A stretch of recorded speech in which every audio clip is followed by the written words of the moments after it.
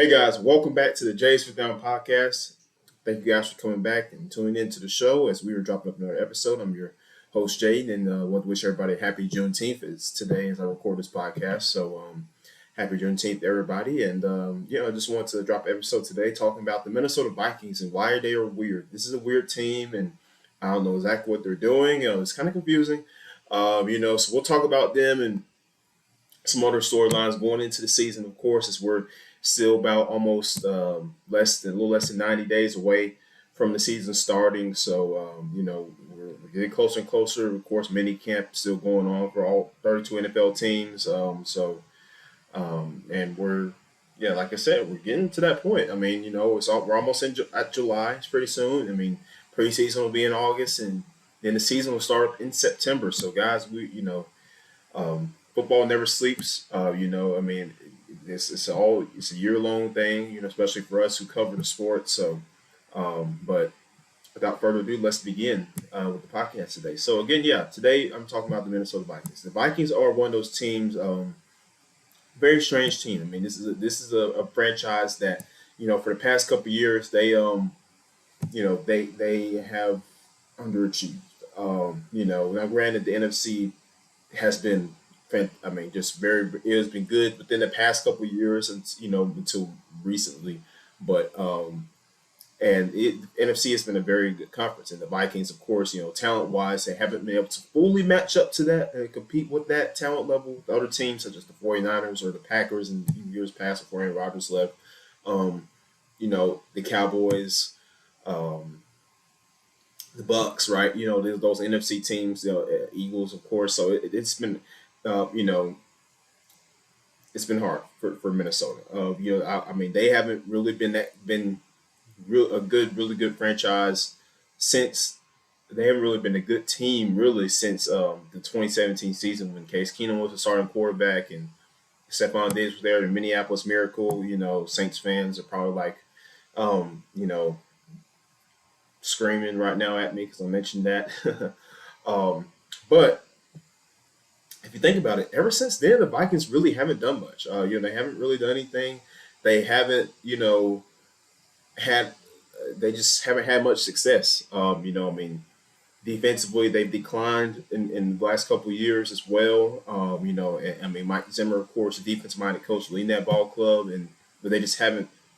They haven't met expectations. And since Keenum's departure, and then when that season was over for Minnesota, when they went to the NFC Championship game and lost to the Eagles, who would go on to win the Super Bowl that year, just hasn't been much. I mean, Kirk Cousins came over there, and they think, okay, yeah, we got Kirk Cousins, and he's gonna be the guy that is gonna lead this franchise, and and still got Stephon Diggs, but then after a couple years, Diggs forces his way out. He does, him and Cousins don't really mesh that well. He leaves and goes to Buffalo. So now the Vikings are in need of a number one receiver. So what they do? What do? They go out. I mean, you had Adam Thielen, but he wasn't really number one. He was a 1-2 punch. He's part of that 1-2 punch with Diggs. So and you had Dalvin Cook in the backfield. The Vikings have had very talented players in years past, right? I mean, like I said, Stephon Diggs, Adam Thielen, Dalvin Cook, who is no longer a member of the team. Defensively, Everson Griffin, Daniel Hunter, who, also we'll get to him in a second, but Eric Kendricks, right? Harrison Smith, Andrew Sendejo in the past couple of years. Like the Vikings have had talented teams over the past 6 or 7 years, but they've just not been able to get over the hump. They're a very weird team, and I'm gonna get into why. So, like I said, Diggs forces his way out. Then you got Adam Thielen. He's again not a number one receiver, part of a 1-2 punch. So they bring in Justin Jefferson, the guy who went crazy at LSU. Him and Burrow and Chase, right? The fantastic trio in that 2019 season when LSU went on to win the national championship and destroy everybody in their path. The Vikings picked up Justin Jefferson, which was a great pick, and the Eagles, I think a pick later, selected Jalen Reagor. So funny. Or maybe it was a pick before, I can't remember. But still, anyway, and he would also end up he would go to the Vikings. I just find that really funny, But anyway, the point of the matter is, they've had great players, They pick up Jefferson, and they 2020, they go to the playoffs. I believe they did, or it was the year before. They went to the playoffs. They played the Saints. They beat them. Went to the divisional round and lost. I think they made it in 2020. Then, of course, 2021. I don't think they made it either. But last year they did. They made it last year. They made it to the wild card round and lost to the New York Giants in the wild card. Um, and what's funny about the 2022 season for Minnesota is again, yeah, you bring in Kevin O'Connell, first year head coach, right? Rams offensive coordinator, good mind, offensive mind. They want to bring his perspectives, his views onto the franchise. Bring his play calling. Working with Sean McVay, like let's bring one of Sean McVay's people in here, like Cincinnati did with Zach Taylor. Um, and hoping to repeat some of that success and bring that Los Angeles Rams Sean McVay type of guru to Minnesota. And it really didn't work. The Vikings, they went 13-4 this year. They had a great season. They went 13-4, um, but they just still, was it? Yeah, it was 13-4. They went 13-4, and they just didn't seem like it's like the record did not display what the type of team they were, right? It's you ever see like those teams like they have these really great records, but then as a team they're just not that good. Like they don't play like the record shows they are. That's what the Vikings were for me. It's like they were trying to compete, but at the same time they were like bad at the same time. Like the defense was horrible, one of the worst defenses against the pass in the league, against the run as well. Couldn't stop anybody. Um, you let the Colts put up 33 points on you. Of course they would blow the lead, and Minnesota would come back, but still, you let Matt Ryan and the Indianapolis Colts, a very horrendous offense, put up 33 points on you. You know what I'm saying? Like it's that type of stuff with the Vikings that really just it baffled my mind. Like the talent that team had, they just underachieved. Yeah, they didn't because they won 13 games in the regular season, but they were all close one score games. I know they won like a lot of one score games, and you know, and I just found it really weird, right? Like I don't know, man. Like it's like they were trying to compete, but at the same time, that their the way they played just wasn't sound football. And it's why eventually they would lose in New York in the wild card round, a game that they should not have lost. They go out and trade for T.J. Hawkinson too in the middle of the season, get him over there from Detroit to add to that tight end spot because they really never had that true tight end, number one tight end in Minnesota since Kyle Rudolph left, right? So they bring in T.J. Hawkinson to be that guy, and he helps out a little bit. Kirk Cousins still has a solid season for them last year, but still, it just wasn't enough. Justin Jefferson, one of the league's best receivers, if not the best receiver in the league, has another great year. Had one amazing catch against the Bills. I remember that game. That was awesome. But still wasn't enough. And the Vikings got bounced in the first round of the playoffs.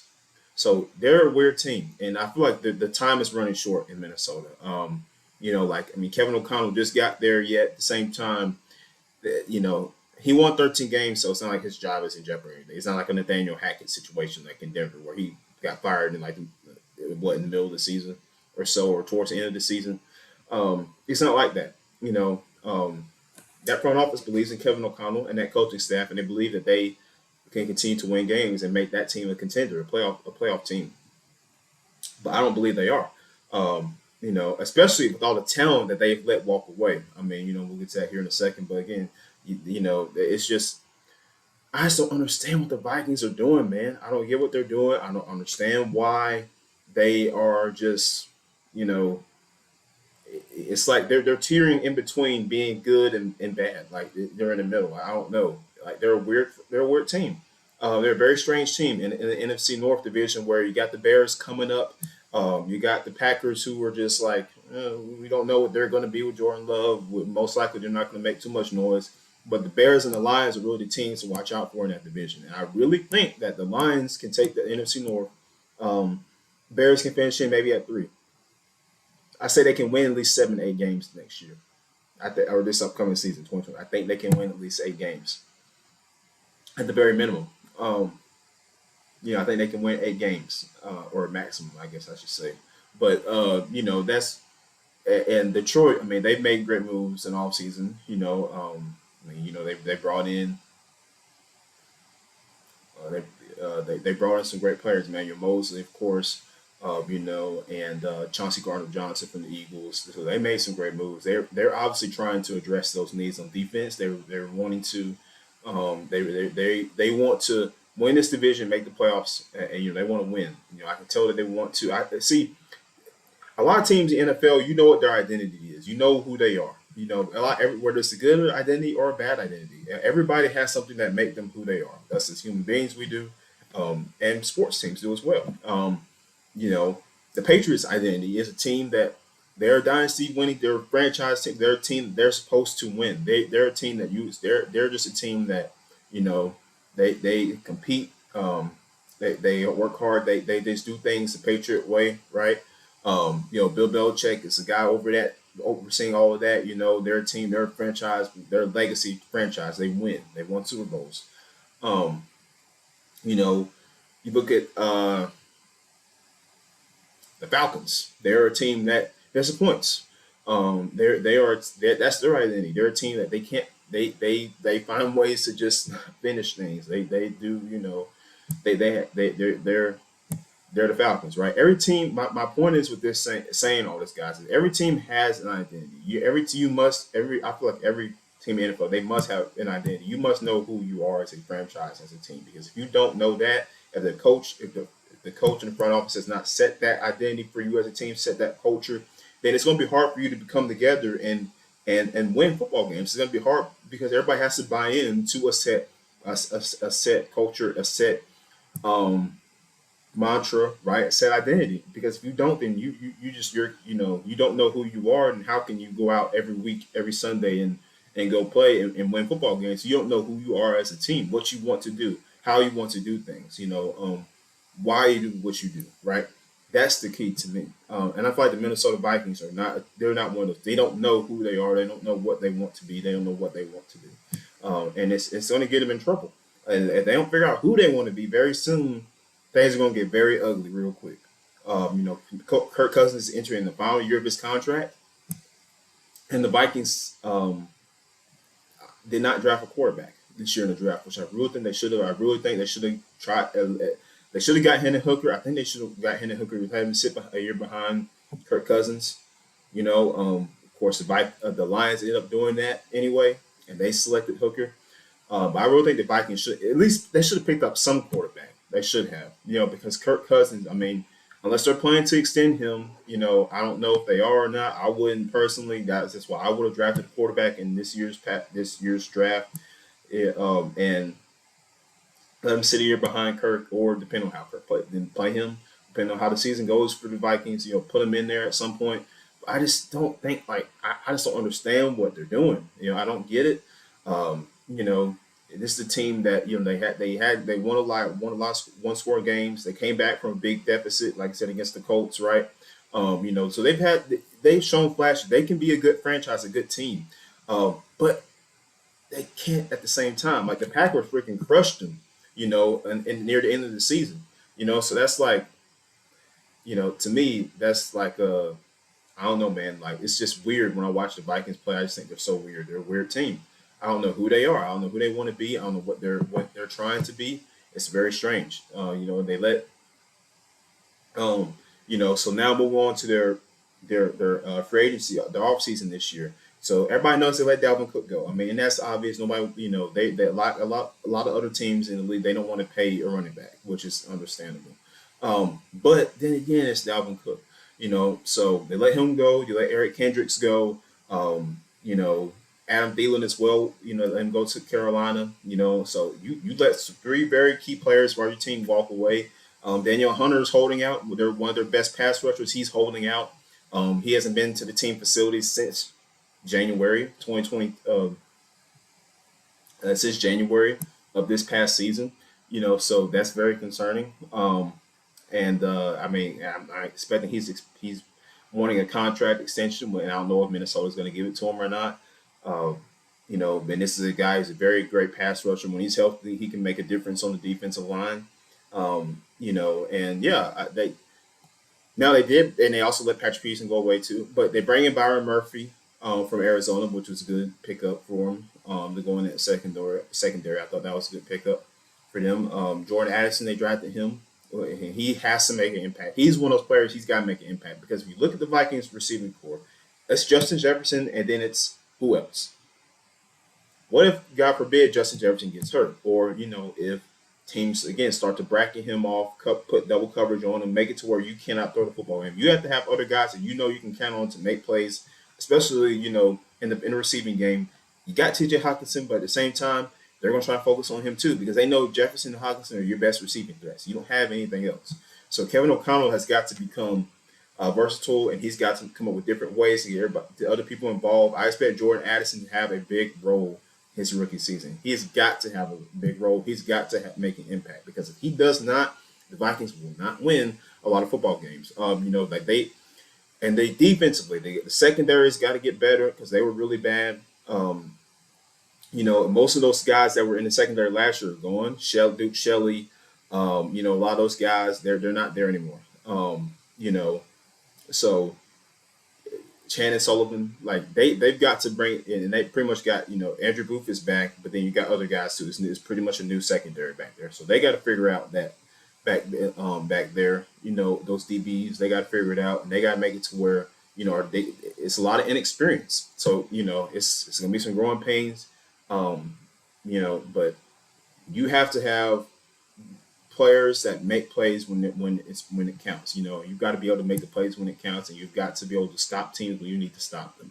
And the Vikings have shown that they cannot do that.